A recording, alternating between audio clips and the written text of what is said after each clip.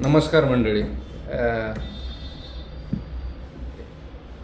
आपण ज्यावेळेस सातत्याने समाज माध्यमावर लिहित असतो आणि चांगल्या पद्धतीने काही मांडणी करतो, त्यावेळेस समाजामध्ये किंवा ह्या सोशल माध्यमावर विशेष करून अनेक ट्रोल करणारी मंडळी असतात. ट्रोलर्स पूर्वीच्या काळातही होते आणि आत्ता आहेत, फक्त त्यांचं स्वरूप आत्ता बदललेलं आहे आणि त्यांच्या भाषेचा स्तर दिवसेंदिवस ढासळत चाललेला आहे.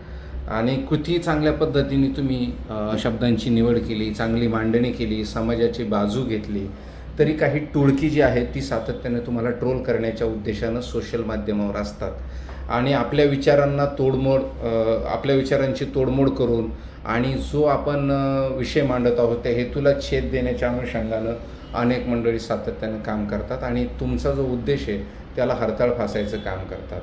त्यामुळं त्यांच्या टीकेला घाबरून जाऊन मी काही थांबणार नाही. मी सातत्यानं लिहिणार आहे आणि माझी भूमिका प्रत्येक विषयांच्या पाठीमागं असलेली भूमिका ठामपणे मांडत राहणार आहे.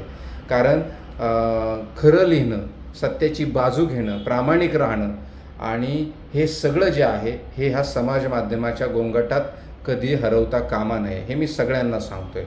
नाहीतर मग आपला हेतू जर डगमगला तर ह्या ट्रोलर्स लोकांचं किंवा ह्या समाज विघातक माणसांचं फावतं. त्यामुळं तुमचा हेतू जर स्वच्छ असेल आणि एखादी गोष्ट मांडण्या पाठीमागची भूमिका प्रामाणिक असेल तर तुम्हाला कुणीही थांबवू शकत नाही आणि तुम्ही थांबू नये अशी माझी कळकळीची विनंती आहे.